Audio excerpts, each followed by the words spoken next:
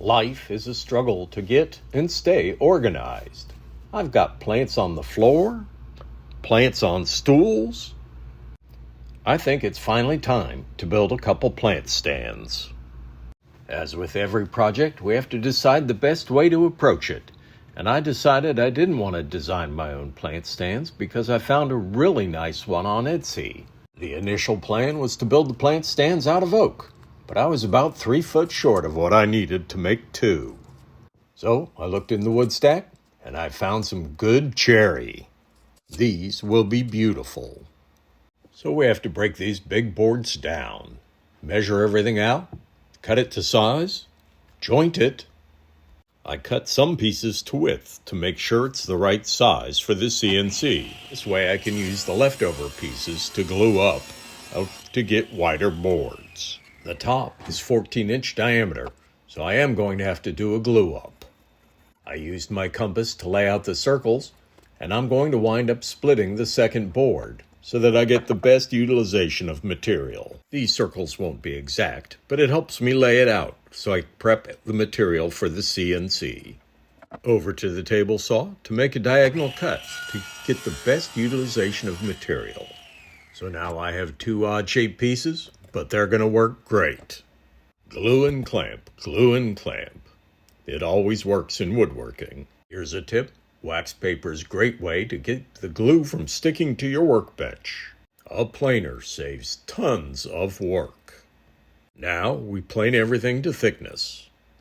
The plans I bought on Etsy, they did a good job nesting everything, so I didn't even adjust it. I just made sure I had the right size boards. While I don't mind doing the work, occasionally it's nice to let somebody else do it for you. The CNC is great.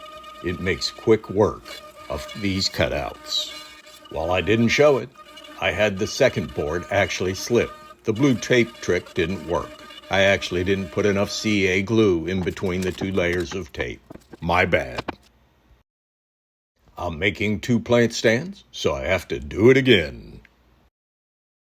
This is where I had to recut the leg because the piece moved on me. In the plans, they did a good job. The first thing you do is cut an oversized pocket, so there's no radius from the cutter at the corner of the pockets. This saves cleanup later. A really good idea. Now here's the top laid out. You can see it has white sapwood on the side, and I don't like that, so I'm going to remove it and glue another piece on. That's the nice thing about building it yourself. You can do it how you want. That new piece, that will look better. And that little bit of sapwood won't be in the final piece.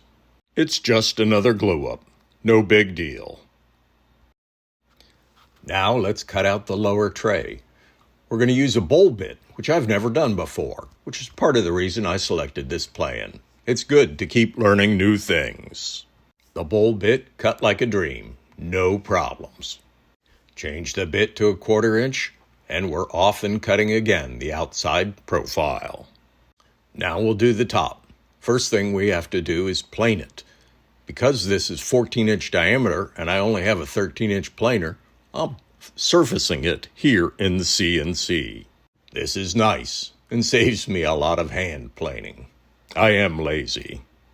Now we need to use the flush trim bit to cut the tabs and release the parts from the boards. We then need to clean up all the edges with using that flush trim bit. If I only worked this fast. Now we're going to put an 1/8 inch radius on all the corners. This will smooth it out. And always sanding. You've got to keep sanding. Now you can see where the bowl cutter left a small spiral path. We need to sand that out. Doing it on the lathe will be nice and easy.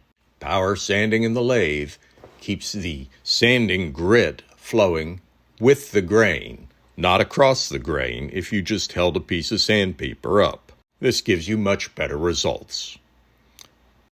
120 grit through 220 grit. The 14-inch diameter tops don't fit into the coal jaws on my lathe, so I'll do those on the bench. The pad helps keep the parts from sliding around on the smooth workbench top. Again, 100 through 220 grit. The vise helps hold the parts so I can get the edges smooth. And now to clamp everything up.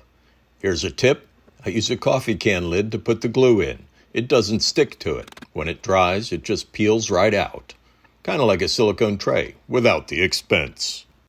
I use the brush to get good, even coverage. Then I dig into my collection of clamps and get what I need. Work, work, work, work, work, work. This isn't a bad glue up if you have the right clamps. Well, number 1 was so much fun, let's do it again for number 2. It's always quicker taking the clamps off. These look pretty good. I'm happy. Now it's time to finish these. I usually use water-based finishes in the basement, but it's a beautiful day out, so I'm going to use a polyurethane and do it in the garage. This is a wipe-on poly, which I like. It's nice, quick, and easy. Wipe on, wipe off. I was going to glue in the bottom trays, but I decided to leave them loose. A little more versatility in design. Lightly sand with 220 grit between coats, then remove all the dust, and let's do it again. I love the look of cherry, and it will darken over the next 6 months by itself and come to a beautiful, deep, rich color. Well, these look great. I'm very happy with them, and they'll get a good long life in our dining room in this bay window. I think the plants are very happy. If you want a tip, you can buy these plastic saucers at your box store. I got these at Lowe's, and they'll save the finish on these plant stands over the life. Thank you for watching. Please subscribe, like, and ring the bell. I appreciate you watching the Johnsonville Woodworker.